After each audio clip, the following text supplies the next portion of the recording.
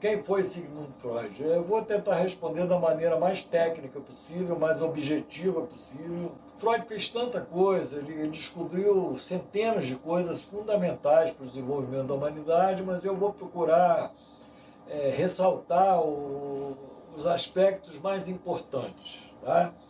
Primeiro, quem foi Sigmund Freud? Sigmund Freud, né, foi um observador da natureza humana que começou a sua vida profissional, a sua vida adulta, muito interessado em filosofia, né? E depois ele foi para ser médico, descobriu, né, os efeitos excitantes do sistema nervoso central e os efeitos de melhora da concentração psíquica e os efeitos anestésicos também da cocaína, embora ele não tenha valorizado muito esses efeitos anestésicos, né, da cocaína. Quer dizer, enfim, ele também fez pesquisa com as lampreias de rios, né, peixes, né, mostrando a formação lá do sistema nervoso das lampreias. Né. Ele estudou afasia, né, como neurologista, ele era neurologista clínico e era neurofisiologista, também pesquisador.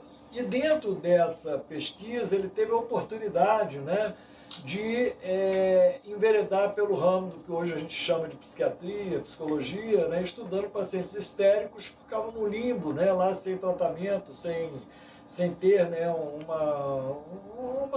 tratamento adequado para os sintomas dos quais padeciam esses pacientes. Né. Então, o Freud, ele, através de uma capacidade de observação fora do comum, né, uma capacidade como cientista observador, né, fora do comum, essa capacidade de observação dele fez com que ele, e organização mental também, né, de percepção da realidade das coisas, né, ele é o pai da psicanálise. E o que é a psicanálise? A psicanálise é uma ciência que se desenvolveu a partir da psicopatologia. O que é a psicopatologia? É uma ciência que estuda, né, os transtornos mentais. Tá? Então, são fenômenos psicopatológicos. As neuroses, as psicoses, as perversões. A histeria, que foi a primeira a ser estudada, mais acessível, a mais próxima da normalidade. Né? Então, a histeria, ela é um transtorno mental, está ligado aos outros transtornos mentais, tem uma história, né, de formação de cada transtorno mental, descrita por Freud, né? E, em suma, a partir do estudo da mente humana adoecida pelo transtorno mental, Freud simplesmente explica qualquer fenômeno mental. Então ele criou uma teoria, né, a teoria psicanalítica, a metapsicologia aqui, ó, a metapsicologia, que explica todos os fenômenos mentais, que não só os fenômenos psicopatológicos, como acabei de falar aí, os transtornos mentais da esquizofrenia, da psicose maníaco-depressiva, do autismo, das perversões sexuais, das perversões do caráter, da neurose histérica, neurose obsessiva, né? Neurose fóbica, que é a histeria de angústia. Né?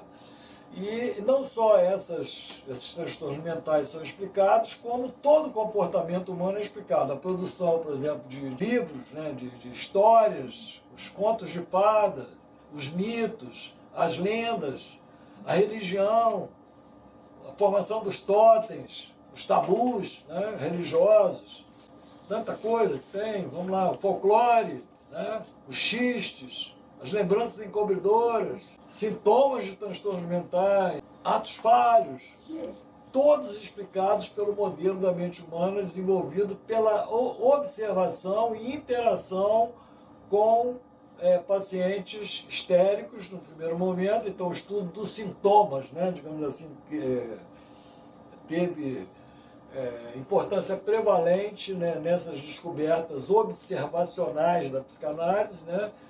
E nós também podemos lembrar que também pessoas normais foram também melhor compreendidas com a interpretação dos seus sonhos. Né?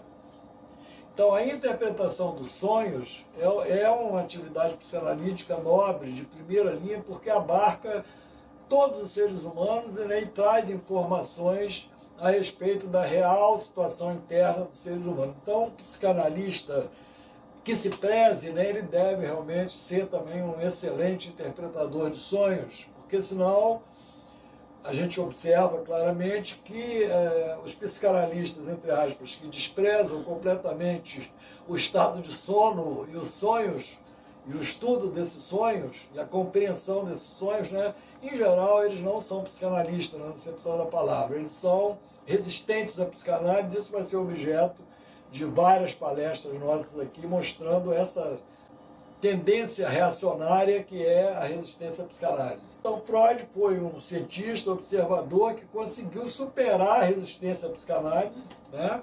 Dentro de todos nós temos resistência à psicanálise, inclusive Freud, né? Todos nós temos, mas ele conseguiu superar isso com a observação da realidade e com a honestidade de propósitos de tentar ajudar as pessoas que estavam com sintomas de transtornos mentais. Tá? Então é isso basicamente. Agora, a obra de Freud é tão importante, é tão elucidativa da natureza da nossa vida aqui, desse planeta aqui, que a gente pode dizer assim, a filosofia, por exemplo, ela pode ser dividida em AF e DF. Quer dizer, antes de Freud e depois de Freud. A filosofia antes de Freud é uma coisa, a filosofia depois de Freud é outra coisa. Por quê? Porque Freud mostrou que todo filósofo, antes ou depois de Freud, qualquer filósofo, ele, ao fazer a sua filosofia, ele está trazendo os seus componentes inconscientes à baila na formulação da filosofia. Uma coisa parecida com a física quântica, de que o observador interfere na experiência. Né? Quer ver o átomo como partícula, aí ele aparece como onda. Quer ver o elétron, né? Quer ver o elétron como onda, ele aparece como partícula. Tá? O observador interfere na experiência. Tá? Essa é a descoberta do Freud em relação à filosofia. Então a filosofia ela pode ser dividida, a epistemologia também, principalmente, no estudo do conhecimento humano, pode ser dividido em antes de Freud e depois de Freud. Você vê a importância do trabalho de Freud. Escreveu centenas de textos. Todo psicanalista que se preze deve conhecer muito bem todos os textos de Freud, antes de qualquer outra coisa.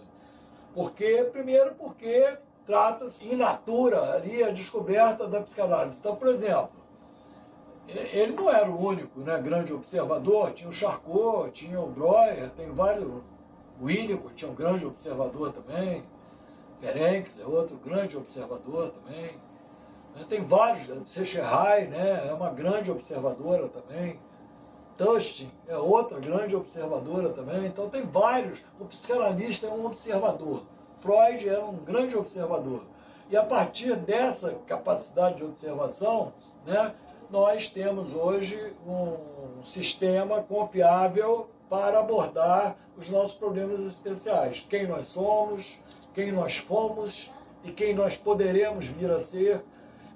Nós temos agora realmente uma ferramenta confiável para que a gente possa estabelecer os parâmetros, né, a partir dos quais nós vamos nos desenvolver como seres humanos. Veja bem, eu estou falando de seres humanos. Eu não estou falando de seres pré-humanos, ou seres humanos atrofiados, degenerados. Eu estou falando de seres humanos, tá? Desenvolvidos na sua plenitude.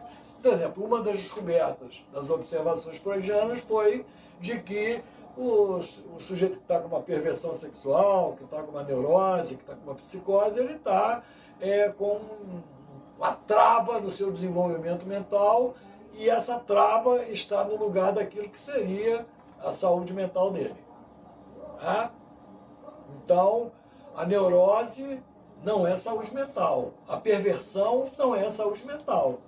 Ela está no lugar da saúde mental, cuja saúde mental depende de um desenvolvimento mental. Foi isso que a psicanálise descobriu. Isso são fatos. Não é possível falar de Freud e da psicanálise sem se reportar a comunicação preliminar de Breuer e Freud. Se você conversar com pacientes histéricos, né, sobre o seu sintoma e a abreação surgir como resultado dessa conversa, né, o sintoma desaparece. Não desaparece só com o sujeito hipnotizado. Desaparece para sempre. Porque os fundamentos de formação do sintoma que estavam ocultos no inconsciente são agora trazidos para a consciência e são jogados na psicomotricidade, de onde nunca deveriam ter se afastado, né? E no momento em que essa psicomotricidade dá descarga, dá vazão a esse afeto coarctado que estava sustentando os sintomas, o sintoma desaparece. Uma relação de função matemática de primeiro grau, por exemplo. Y igual a 5x. Se x é igual a 0, y é igual a 0. Y é o sintoma, x é a reminiscência carregada de afeto que deu origem ao sintoma. Bom, então Freud é isso. Freud é um grande cientista. Freud é fundamental na compreensão da humanidade, dos valores humanos e do que é um ser humano, do que foi um ser humano e do que pode vir a ser um ser humano.